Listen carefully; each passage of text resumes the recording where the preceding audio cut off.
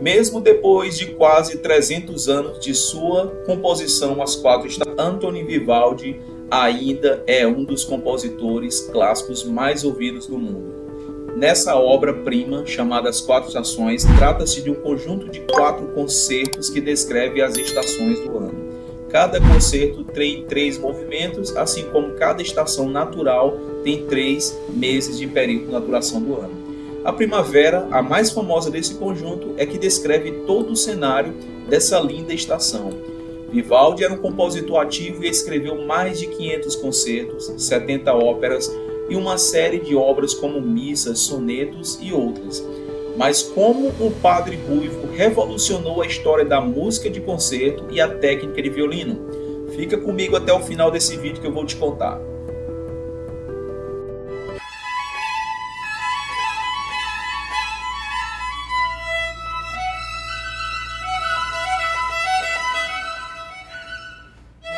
Antônio Lúcio Vivaldi nasceu em Veneza em 1678, uma época de grandes mudanças e transformações no mundo. Na Europa, o absolutismo estava em ascensão e os reis concentravam cada vez mais poder. No Brasil, o século XVIII foi marcado pelo domínio português. O país era uma colônia e a economia era baseada na agricultura e na exploração dos recursos naturais. A escravidão também era uma prática comum.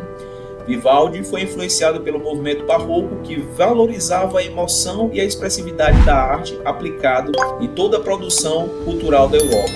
Vivaldi também foi influenciado pela natureza e muitos de seus concertos são inspirados em paisagens sonoras e fenômenos naturais. A sua obra-prima, As Quatro Estações, são uma série de concertos escrita para violino e orquestra. Cada concerto retrata uma estação do ano com o uso de instrumentos musicais para imitar os sons da natureza. Própria partitura há um descritivo soneto apropriado para cada momento da estação, escrita pelo próprio Vivaldi, que retratou musicalmente a sua intenção desde o início da primeira estação, a primavera.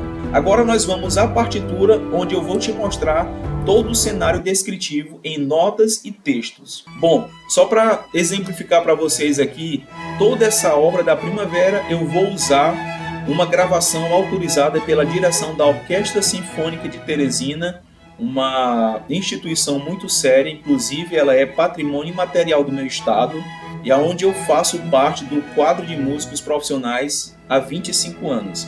A solista, o nome dela é Vitória. No link da descrição vou deixar as redes sociais dela para que vocês conheçam o trabalho dela profissional e possam apreciar a Orquestra Sinfônica tocando a primavera com o solo da Vitória. Aqui nós temos o primeiro movimento do concerto em Mi maior para violino. Aqui nós temos um trecho da partitura do primeiro movimento, que é um primeiro momento chamado Allegro. Veja que aqui está escrito assim: chegada é a primavera e festejando, escrito em italiano pelo próprio Vivaldi. Então nesse movimento, esses sons retratam exatamente a chegada da primavera, as flores se abrindo, então dá para ter toda a imaginação de tudo que está acontecendo em um dia de primavera.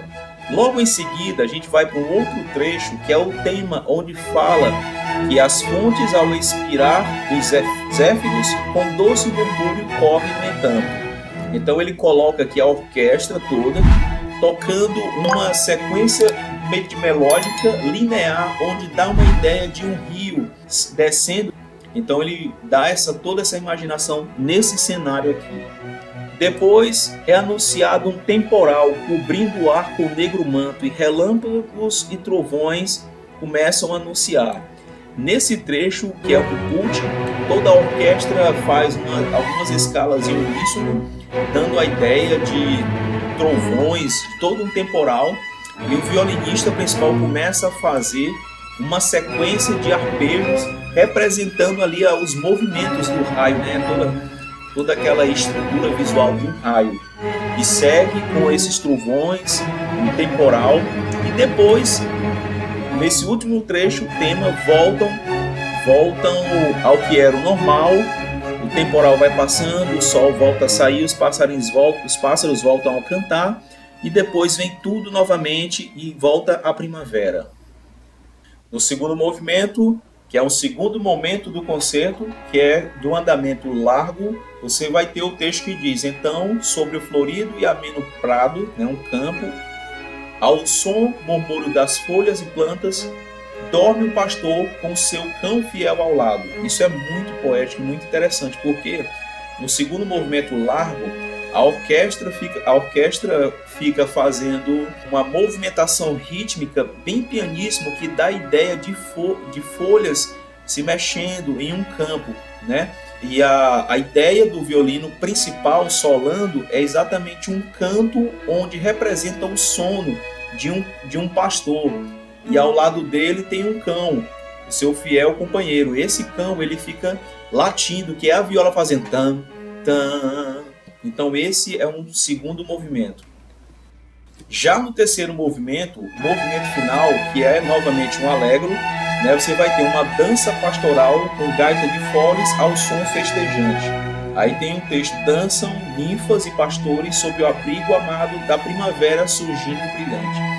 Nesse movimento, interessante é que o ritmo, ele é um ritmo de dança, dá uma ideia de festa com imaginação de seres mitológicos. E Vivaldi foi bem claro em usar um timbre diferente. Há trechos do solo onde o violinista toca cordas duplas, ele faz duas melodias ao mesmo tempo. Isso vai dar a ideia de gaita de foles, que era muito usada nesse tipo de festa. Então essa é a representação do terceiro movimento. Bom, toda essa obra você pode encontrar em partituras e PDF em alguns sites como ISMMP, Utopia, Free Scores e outros. Eu vou deixar aqui no link na descrição. Você também pode encontrar as gravações. A gravação que eu indico é da Anne Sophie Mitter com Herbert von Karajan ao cravo, com a Orquestra Filarmônica de Berlim. Essa é uma gravação icônica mais ouvida no mundo. Você pode também encontrar isso na internet para que você conheça melhor essa obra. Espero que vocês tenham gostado do vídeo e possam incentivar outras pessoas a terem o mesmo conhecimento dessa nobre arte. Nem todo mundo tem a obrigação de gostar de música clássica, música erudita, mas tem o direito de conhecer. Agora, se você quiser aprender violino de forma online com aprofundamento técnico, no primeiro link aqui abaixo você vai ver que tem um curso Destravamente, um curso em que eu mesmo ensino violino e dou suporte individual para cada aluno inscrito. E fala aí nos comentários qual compositor ou obra que você quer saber a história. Eu vou estar gravando aqui para vocês as melhores histórias que vocês vão indicar, seja de música ou de compositor. Não esquece de dar o like, de comentar e de compartilhar. Te espero no próximo vídeo. Um abraço e até mais.